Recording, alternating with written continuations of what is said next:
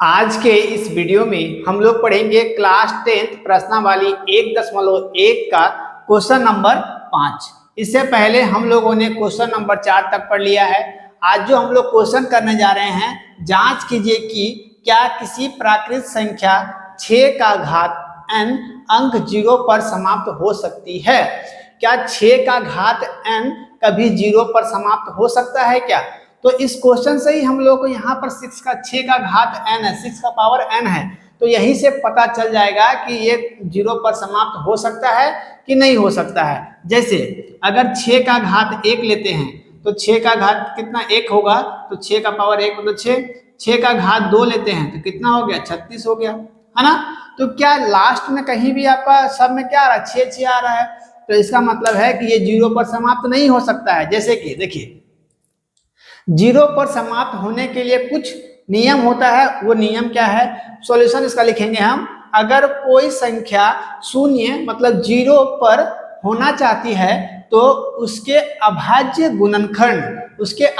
गुणनखंड करने पर 2 का पावर m मतलब 2 का घात n गुना 5 का घात n के रूप में मान आना चाहिए। जैसे कि इसका घात करने पर किसका, तो 6 का पावर n है मतलब 6 का घात n है, तो मेरा वो पावर जो हम लोग भाज्य गुणनखंड निकालेंगे तो इस फॉर्मेट में इस प्रकार से आना चाहिए। तो हम लोग करके देखते हैं, 6 का घात अभाज्य गुणनखंड निकालेंगे तो 2 तिया 6, तो क्या निकला, 6 का घात निकालेंगे तो क्या निकला, 2 अभाज्य गुणनखंड 2 गुना 3 मतलब 2 का पावर 1 3 का पावर 1। तो क्या इस फॉर्मेट में ये निकला, ये नहीं निकला, ये नहीं आया इस फॉर्मेट में। जैसे कि 2 का पावर 2 तो आया लेकिन पावर में m है तो यहाँ पर 1 हो गया, और यहाँ पावर में n है मतलब यहाँ पर अगर m है तो यहाँ पर कुछ अलग संख्या होना चाहिए। जैसे कि 2 का पावर 2 हो सकता था गुना 5 का पावर 3 होता, तब ये संख्या जो होगा 0 पर समाप्त हो सकता था। लेकिन ये जो आपका है यहाँ पर 2 का घात 1 और 3 का घात 1 आ गया, जो उस फॉर्मेट को फॉलो नहीं कर पाया। तो जब नहीं कर पाया तो ये 0 पर समाप्त नहीं होगा। इसका अभाज्य गुणनखंड करने पर 2 का पावर m गुना 5 का पावर n मतलब 2 का घात m और 5 का घात n के रूप का नहीं है। इसके रूप का है क्या, ये नहीं है, तो ये इसका क्या होगा, 6 का घात n अंक 0 पर समाप्त नहीं हो सकता।